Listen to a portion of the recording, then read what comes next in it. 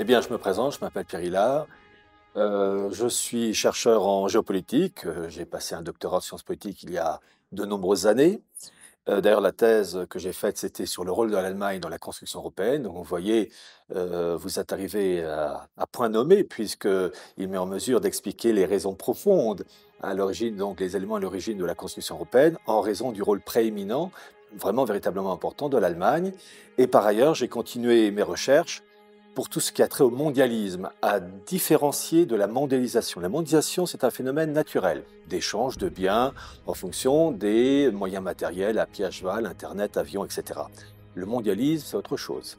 C'est une tourne d'esprit que j'ai voulu étudier, comprendre les référents religieux, les référents spirituels, avec l'impact politique, matériel.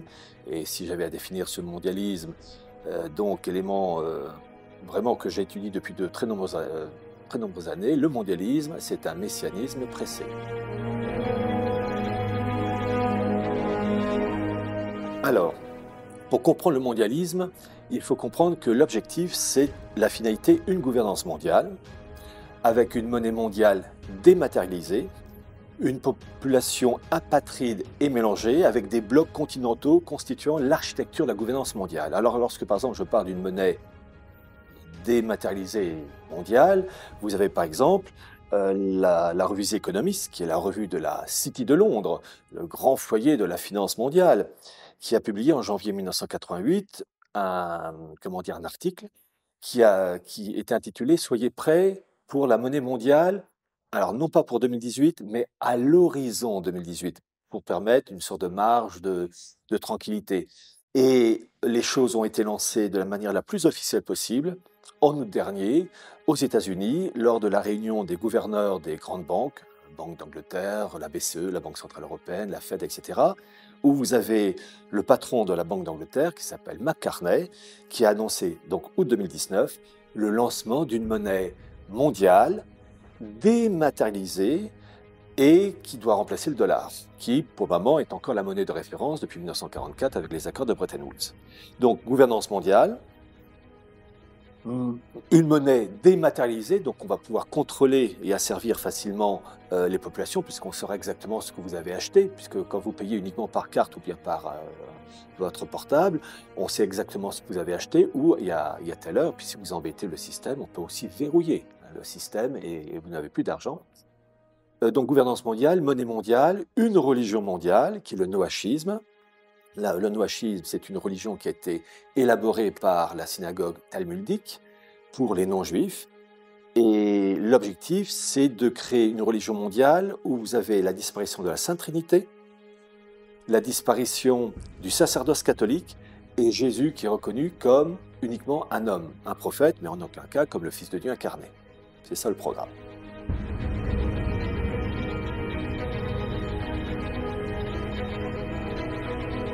Alors, à l'origine, en ce qui concerne la construction européenne, eh bien, ça c'était ma thèse de sciences politiques, je me suis adressé aux instances de l'Union européenne, donc Commission européenne, le Parlement européen, toutes les instances européennes, l'ARE, l'Assemblée des régions d'Europe, etc. Donc j'ai lu des dizaines de kilos de pièces d'archives, et en fait, la construction européenne, alors, certes, les Allemands ont joué un rôle clé. Tous les textes clés de la construction européenne sont tous allemands. La Charte des langues régionales, la Convention cadre pour la protection des minorités, la Charte de l'autonomie locale, la Charte de l'autonomie régionale, la coopération transfrontalière, et je vais vous citer un exemple qui va sûrement intéresser les Polonais. Vous avez un institut européen qui s'appelle l'ARF, l'Association des régions frontalières européennes, qui a été créée en 1971. Cet institut européen n'a d'européen que le nom. Tous les fondateurs sont allemands.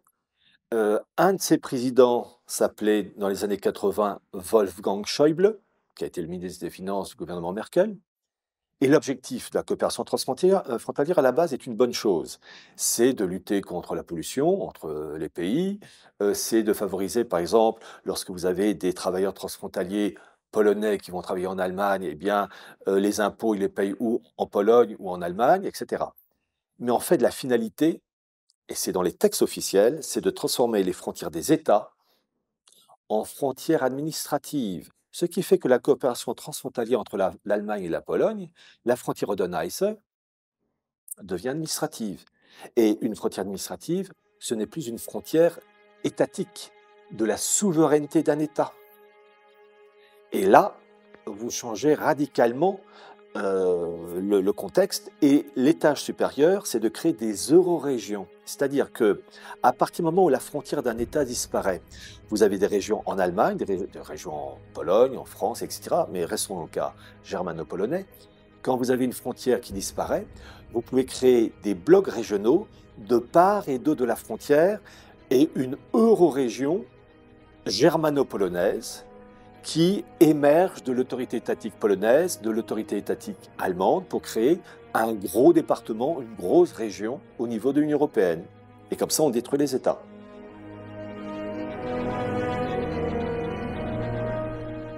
Pour comprendre cette destruction, c'est comme pour manger. Pour bien digérer, il faut bien mâcher. Eh bien, pour la gouvernance mondiale, il faut mâcher les États en petites boulettes régionales, et une région germano-polonaise ou une eurorégion germano-française ou franco-espagnole est une entité administrative artificielle qui sera intégrée à un bloc européen, lui-même intégré à un bloc mondial.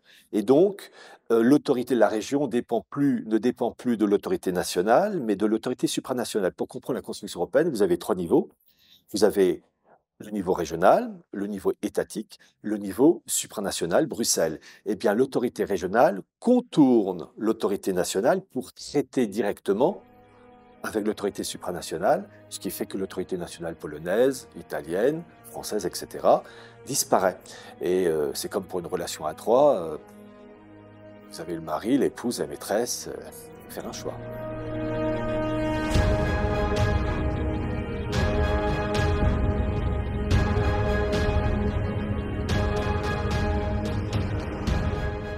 Alors, le noachisme, alors d'abord, définir cette religion, rapidement, comme je l'ai dit, c'est la disparition vraiment de la Sainte Trinité, disparition du sacerdoce catholique, parce que le sacerdoce rappelle le Christ et le prêtre et le transparent du Christ, et donc c'est le rappel de l'incarnation et du Christ mort sur la croix et ressuscité, et le prêtre, lors de la messe, rappelle le saint sacrifice de la croix, et donc c'est une abomination pour la synagogue talmudique qui, elle, attend toujours son Messie au service seul d'Israël. Ça, c'est ce qu'ils disent.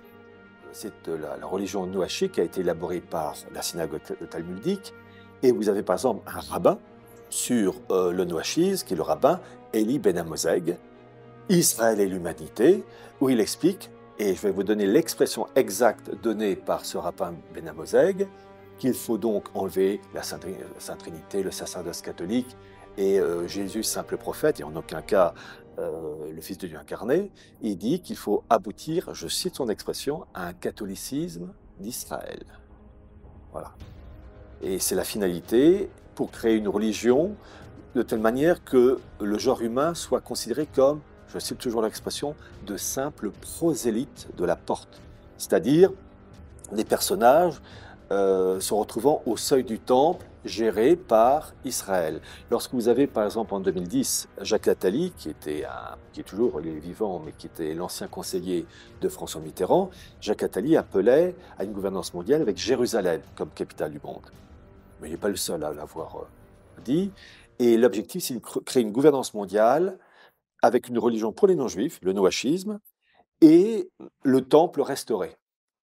le temple restauré. Pour le moment, il y a la mosquée Al-Aqsa qui représente un blocage dans la situation, puisque beaucoup voudraient, parmi certaines factions juives, la destruction de cette mosquée pour restaurer le temple.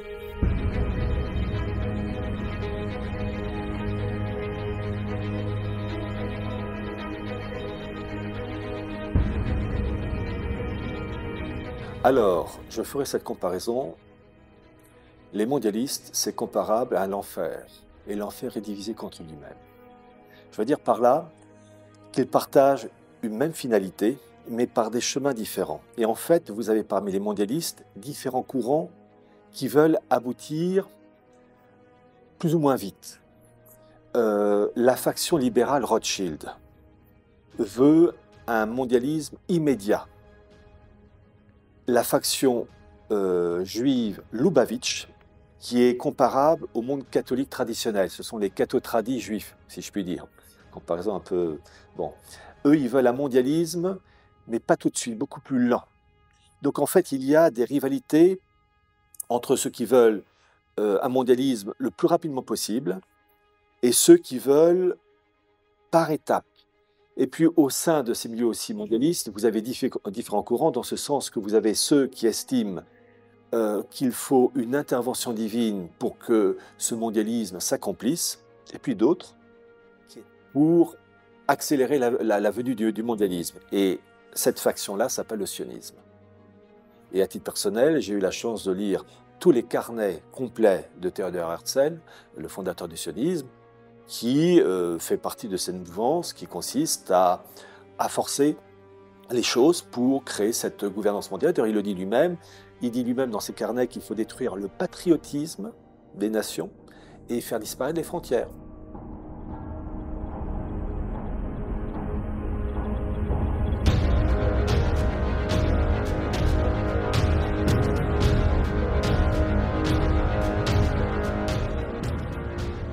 Exact. Et d'ailleurs, il suffit de regarder le Parlement européen. Avez-vous remarqué une caractéristique de l'architecture du Parlement européen? C'est la tour de Babel. La tour de Babel.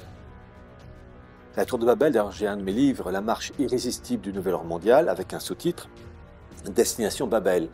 Pourquoi le Parlement européen est une sorte de colonne tronquée qui ressemble à la tour de Babel? C'est le même processus qui consiste à vouloir créer un monde unifié et à essayer de créer un monde régi par une même loi. Je vais vous dire, si on avait un livre à présenter pour définir la gouvernance mondiale en lien avec le messianisme, en lien avec le noachisme, le livre il est sorti en 1932, c'est un livre de science-fiction, mais en fait c'est un programme politique, c'est le livre d'Aldous Huxley, Le meilleur des mondes. Vous avez tout le programme. Vous avez un monde unifié, population mélangée, avec des blocs continentaux. Le bloc européen est dirigé par un grand administrateur qui s'appelle Mustapha Meunier, prénom arabe, nom français.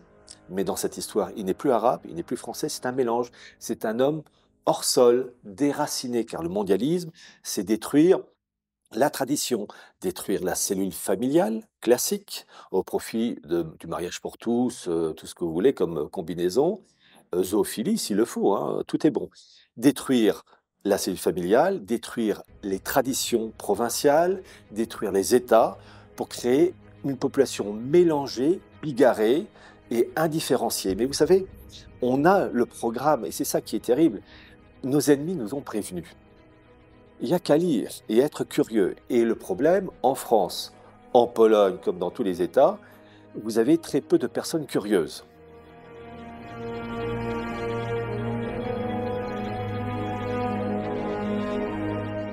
Le programme, vous l'avez dans le programme révolutionnaire de Anar-Kazis Klotz, qui en 1792 et 1793 a écrit 2 livres, La République universelle et La République du genre humain.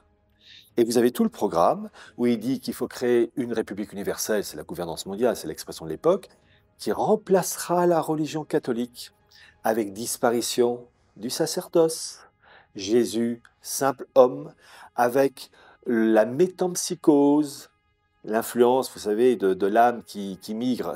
Dans la Kabbale, c'est l'interprétation ésotérique du judaïsme. La métempsychose s'appelle le Gilgoul. On retrouve cette marque dans les écrits de ce révolutionnaire français, apatride, et il dit à un moment donné qu'il faut favoriser l'immigration. Et vous avez la vision d'un point de vue, comment dire, technostructure. Dans mon livre Atlas du mondialisme, vous avez sur la couverture la carte de la France en carré, parce qu'on a détruit les provinces qui correspondent aux traditions pour mettre un simple, j'allais dire, damier en ligne droite. Et pour des raisons d'ordre pratique, les montagnes, les rivières, ils ont dû gommer un peu pour faire des départements. Mais à l'origine, c'est une France en carré. Eh bien, lui, il part de ce modèle pour créer un monde unifié, et comme il le dit lui-même, et je cite son expression, créer un monde unifié, je le cite, en 1000 cases départementales, technocratiques, un monde indifférencié, qu'on habite Varsovie, Cracovie, Paris, Kinshasa en Afrique ou Lima au Pérou, un monde indifférencié, mélangé, et avec, qui plus est, c'est même pire, où il n'y a plus d'hommes, il n'y a plus de femmes, sorte d'androgyne. Voilà, c'est un monde, le fond est satanique. Le mondialisme est un messianisme sur fond satanique.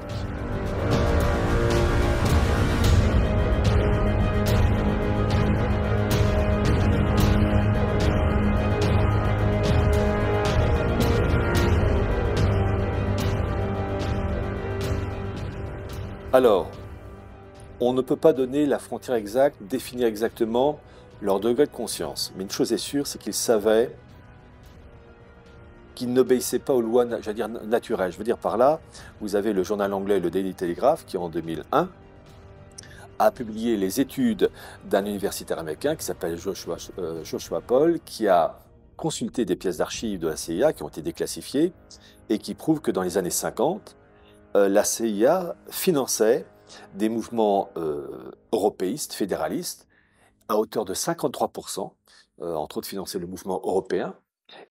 Alors j'insiste sur une chose, parmi les mondialistes européistes, bon, il y a donc Spaak, il y a Schuman, il y a Richard de Coudenhove-Kalergi. Tiens, je vais en parler 30 secondes. Richard de Coudenhove-Kalergi, c'est lui qui est le fondateur de la Pan-Europe. La Pan-Europe qui a été créée dans les années 1921-1922 et qui a pour but de création d'un bloc européen unifié dans un cadre mondial unifié.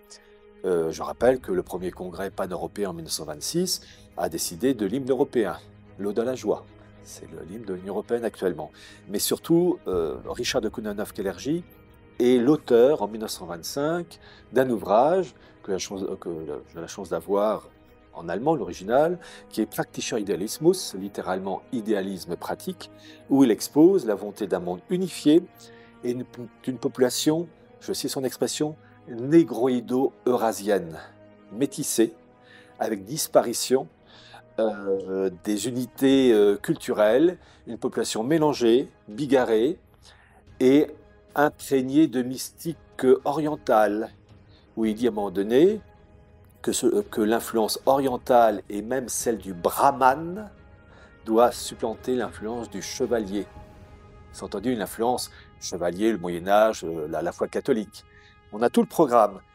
Et le personnage le plus important dans le mouvement européiste, c'est Joseph Ratzinger, qui était un catholique sur le papier, puisque c'est en fait, ce sont les pires, vous savez, ceux qui présentent un vernis, mais qui en fait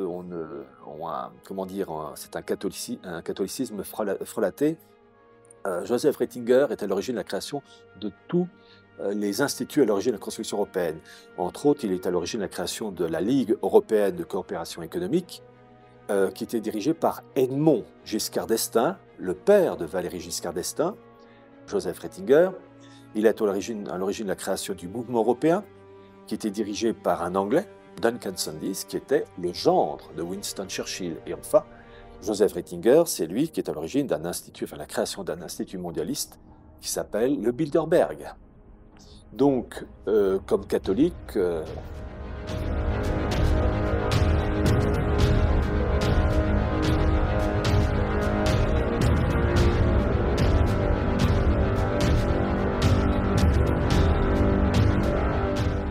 l'Empire Bertelsmann, vous avez deux choses. Vous avez la maison d'édition, c'est un empire des médias, télévision, radio, RTL par exemple, des revues comme Géo. En France, vous avez la revue qu'on trouve chez les coiffeurs Femmes Actuelles. Mais vous avez aussi la plus grande maison d'édition américaine, Random House, dirigée par Bertelsmann. Et Bertelsmann, c'est en même temps une fondation, Stiftung, hein, en allemand, une fondation, et qui s'occupe de trois choses: construction européenne, partenariat transatlantique et les relations entre l'Europe et de l'autre côté Israël et pays musulmans. Et l'objectif, c'est toujours d'œuvrer en faveur d'un monde unifié. Mais, je précise, comme je l'ai dit tout à l'heure, le mondialisme, c'est certes un messianisme pressé, mais c'est aussi l'enfer dirigé contre lui-même. Il y a des rivalités internes entre différents groupes mondialistes, ceux qui veulent, comment dire, accélérer le mouvement. Je pense aux Rothschild, ça c'est le monde occidental, et je pense aussi au mouvement Lubavitch, qui est donc, comme je vous l'ai dit, le monde juif plutôt traditionnel, entre guillemets, qui lui entoure Poutine, Vladimir Poutine, et dont le représentant s'appelle le rabbin Berel Lazar. Et donc il y a des rivalités internes entre, comment dire, des factions juives. Et vous avez en particulier des guerres entre les factions juives russes et ukrainiennes, et les factions juives ukrainiennes soutenues par l'Occident. Voilà, vous avez vraiment des rivalités, c'est un monde mouvant, avec des intérêts spirituels, des intérêts politiques, des intérêts stratégiques.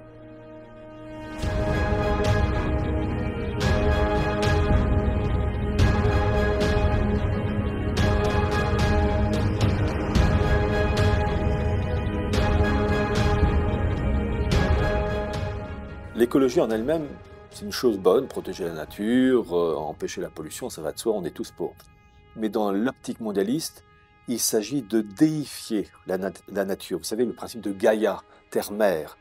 Et ça rentre dans le processus de destruction du catholicisme au profit d'une religion de la nature, d'une religion panthéiste, où tout est divin. Je vous rappelle que l'Ode à la joie, l'hymne européen, évoque les étincelles de divinité, les Götterfunken, qui sont en fait d'inspiration d'une réforme lorianique. Enfin, la réforme lorianique, c'est le rabbin Isaac Luria du XVIe siècle qui a lancé une réforme du judaïsme en vue d'un messianisme, et ça s'est répercuté même dans la 9e de Beethoven. Vous dites pour bon. Et en particulier, ça rentre dans la volonté de déifier la nature. Et cette pauvre Greta, elle mériterait trois paires de baffes, et puis l'envoyer traire les vaches, ça lui ferait le plus grand bien. Mondialiste, voilà, non, c'est. Vous avez un diplomate français qui était un évêque dévoyé, qui s'appelait Charles-Maurice de Talleyrand, qui disait agiter le peuple avant de s'en servir. Eh bien, Greta, c'est ça. C'est la pauvre conne qu'on utilise, et le jour où on n'aura plus besoin d'elle, elle dégagera.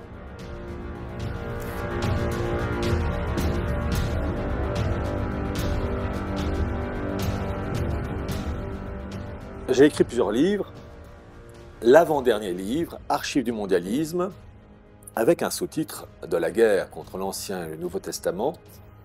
Et j'insiste il y a plusieurs chapitres, mais dans le premier chapitre, j'insiste sur l'importance de l'Ancien Testament, qui est absolument capital. On ne peut pas comprendre l'Ancien Testament. Et actuellement, il y a une volonté de détruire l'Ancien Testament, parce qu'effectivement, il y a des passages qui sont violents, qui sont très durs. Et entre autres, il y a ce qu'on appelle la renaissance du marcionisme. Marcion, vous savez, qui a été condamné par l'Église, puisque Marcion condamnait l'Ancien Testament, mais il reconnaissait le Nouveau. Mais le Nouveau ne repose, enfin, n'est que le prolongement de l'Ancien Testament. Et j'ai voulu expliquer donc cette importance de l'Ancien Testament, et ensuite des répercussions au cours des siècles jusqu'à notre époque.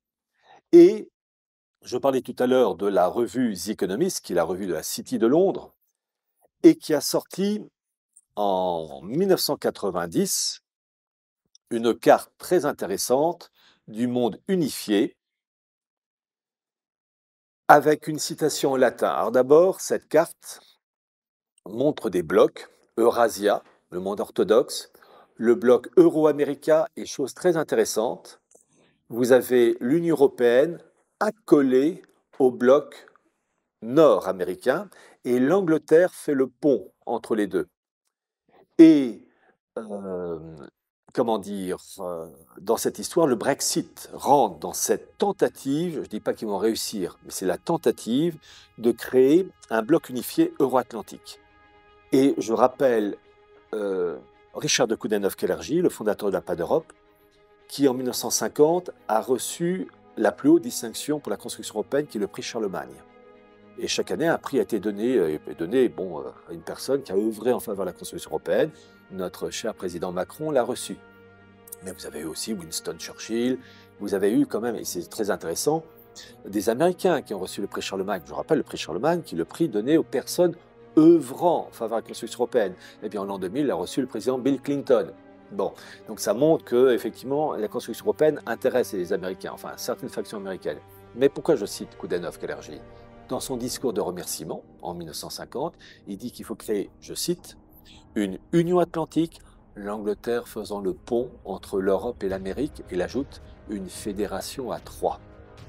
Et ce qu'on voit aujourd'hui avec le Brexit, c'est qu'il y a une tentative de réglage des intérêts économiques, financiers, enfin tout ce qui va avec, entre l'Angleterre et l'Union européenne, tentative de réglage des intérêts économiques, financiers, etc. entre l'Angleterre et l'Amérique du Nord, et l'Angleterre faisant le pont entre ces deux pôles pour créer un bloc euro-atlantique qui doit ressembler à peu près à la carte que je vous ai présentée. Est-ce qu'ils vont réussir? Là, je mets point d'interrogation parce que le projet, il est babélien. Et Babel, on connaît le résultat, ça s'est écroulé. Donc, je sais que le système qu'ils ont mis en place, qu'ils essaient de construire, va s'écrouler. Après, vous donner une date.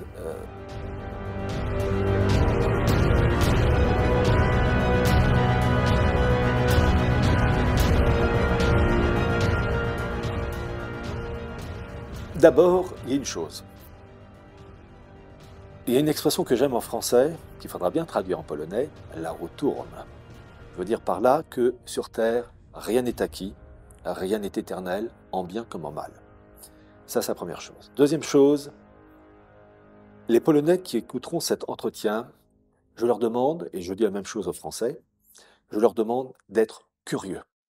Quand on voit un fait, on s'intéresse aux causes, à la cause ou bien aux causes de ce fait. C'est-à-dire qu'on doit toujours s'intéresser aux origines profondes. Les choses d'aujourd'hui n'arrivent pas par hasard. Il faut connaître les origines profondes d'un point de vue spirituel, d'un point de vue politique. Il faut s'intéresser à l'histoire. Lorsque j'ai évoqué par exemple la construction européenne, en fait, j'aurais pu citer des personnes encore plus loin dans le passé, comme Francis Bacon, l'auteur de la Nouvelle Atlantide. J'aurais pu citer Utopia, de Thomas More. J'aurais pu citer le moine français, mauvais moine, Émeric Crusset, qui avait élaboré un livre, le Nouveau Ciné. Ciné, c'est C-Y-N-E, accent aigu E, où il évoque un monde unifié avec comme capitale du monde unifié Venise, capitale de la finance. C'est là où le mot ghetto a été inventé d'ailleurs. Petite remarque pour ceux qui comprendront les origines profondes de cette gouvernance mondiale. Donc, s'intéresser aux faits, ne pas avoir une mentalité d'esclave, d'être un vrai rebelle. Les vrais rebelles, ce n'est pas ceux qui vont casser les vitres d'un arrêt-bus. Les vrais rebelles, c'est ceux qui ont une véritable culture politique, historique, spirituelle, économique, qui connaissent les causes profondes, qui n'ont pas une mentalité de petites gens, et à partir de preuves, osent les dire à tout le monde. Il ne s'agit pas d'insulter, on n'insulte pas, mais on dit les choses telles qu'elles sont. Il y a un poète français du XVIIe siècle qui s'appelait Jean de La Fontaine, qui disait « L'homme est de feu au mensonge, mais de glace à la vérité ». Eh bien, que les Polonais soient de feu à la vérité.